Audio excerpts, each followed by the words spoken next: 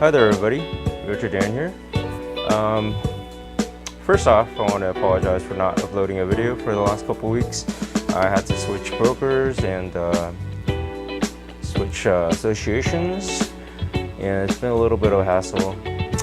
Regardless, I don't want to make excuses, although I already did, but it's too late for that. But yeah, I won't be doing that again, hopefully. And I apologize for not uploading.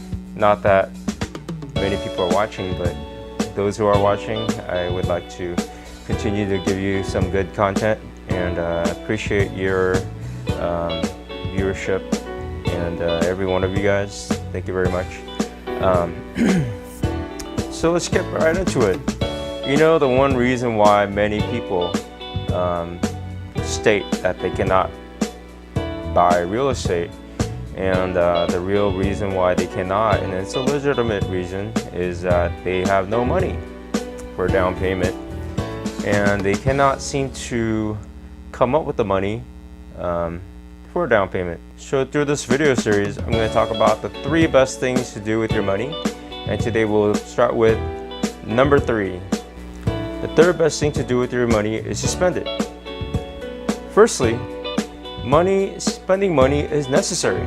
Who cannot survive without food, water, shelter, transportation? Who can survive without these things? But realistically, we spend a lot of our money on unnecessary things such as Beamer, travel, Xbox, concerts, luxurious foods, luxurious bags, Louis Vuitton, all that stuff. According to Edmunds.com, a brand new car loses 50% of its value in the first 4 years of ownership. Check out the link below, and you could check out the article yourself. I always hear from people that they don't have enough money for the down payment. They make a lot of money, and their income to debt ratio is pretty good, so they could get pre-approved for a home, no problem. But they cannot seem to come up with the money for the down payment. So for the next couple of videos, I would like to talk about the 3 best things to do with your money, and I hope you could tune in and pay close attention, because it's going to be very valuable for you once you decide to invest in real estate. Hopefully you will prepare yourself before you finally decide to purchase a home, and prepare yourself and come up with the money by following my rules, the 3 best things to do with your money. Okay. Secondly, we're spending our money on things we want rather than things we actually need. Spending money is not the worst thing in the world. We actually need to spend money on things that we need, right? For example, without food, you will die. Without shelter, you will be homeless. Without transportation, you can't go to work. Without paying utilities, you can't watch my YouTube videos. So you need certain things to survive. Think about this. Over 90% of what we spend our money on are what we call depreciating assets. Let me give you a list of depreciating assets. Food, phones, cars, Louis Vuitton bags, Starbucks Frappuccinos. Are any of these things, if you purchase it, can you sell any of these things within like maybe a year for more than what you purchased it for? Or are they going to depreciate 50% or more?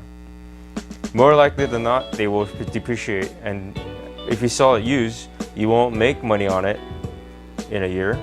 Let's be honest. Most of us spend money on things that we want rather than things that we actually need, right?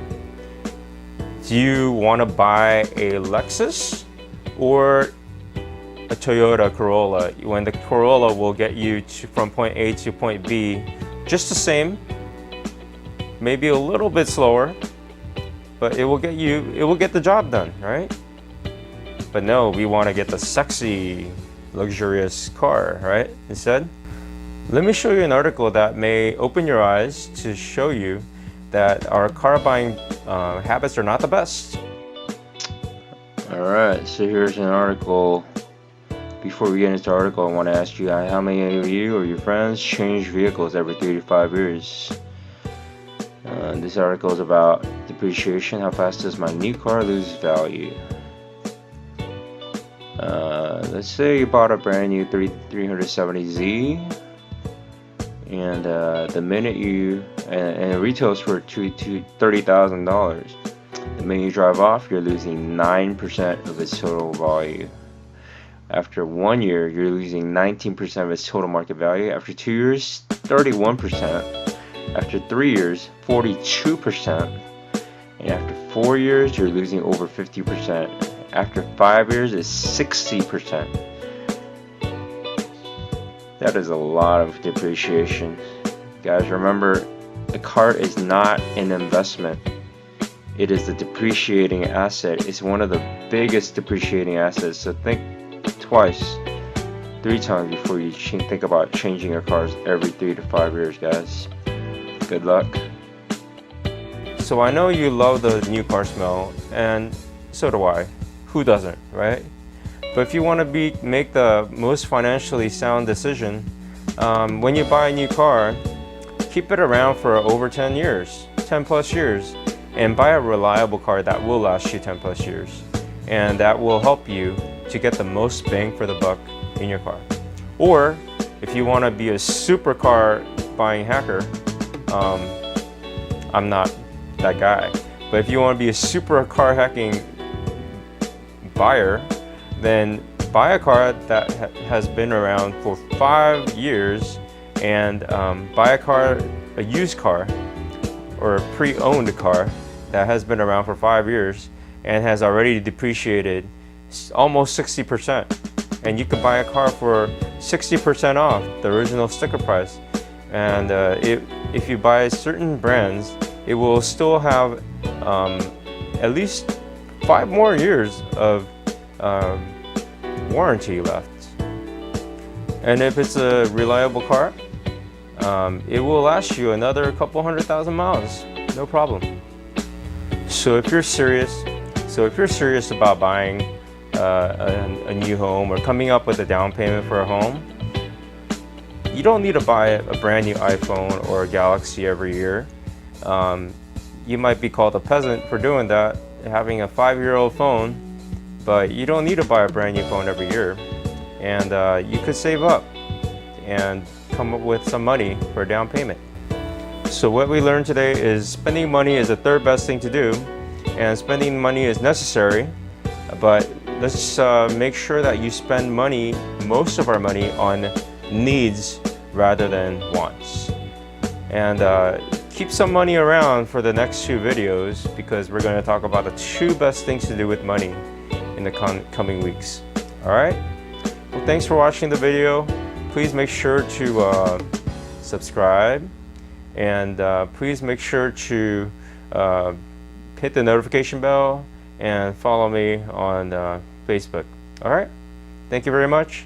Have a nice day. Bye.